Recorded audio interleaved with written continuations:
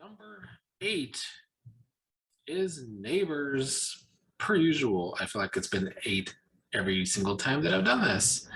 And I feel like every single time I talk about Neighbors, I don't have a lot to talk about. Although for December, it's kind of because there was only 6 episodes of Neighbors in December because they went on hiatus out of the second week of the month. But I'll get into the 3 main storylines the best I can, even though there's just not a whole lot to talk about. And that's the reason why Neighbors is in 8th place, because similar to that of The Young and the Restless, I just kind of feel most of the time bored by Neighbors. They don't hit like some other shows do, but one of the main stories that's been going on has been Ned and Levi and Amy having not quite a throuple, but open relationships among each other, and the guys or some of the guys starting to not enjoy that open relationship. Even Ned and Levi even had a fight at one of the Christmas parties.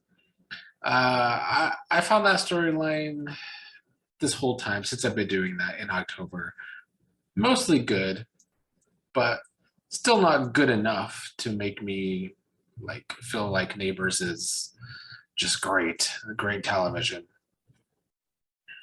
One of the other main storylines was Kyle, who just recently had testicular cancer, had one of his testicles removed, which of course led him to push Roxy away because him feeling not so great after that, obviously. So he's been going through a hard time.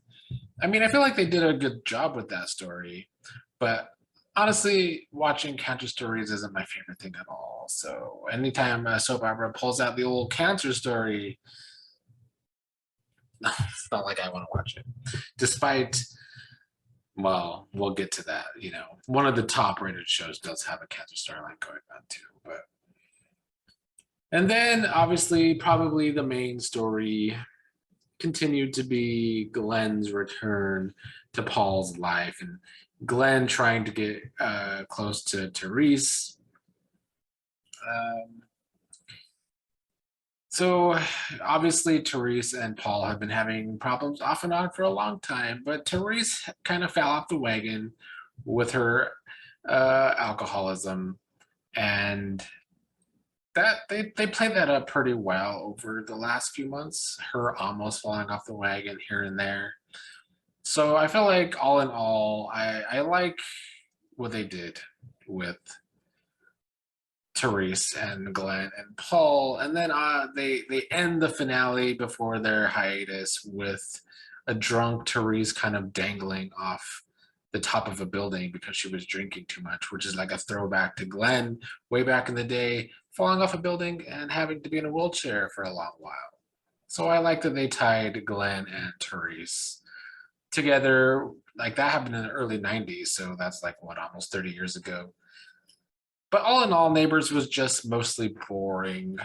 And they only had 6 episodes, so it's not like I could put them up or down in the rankings. So they remain in 8th place.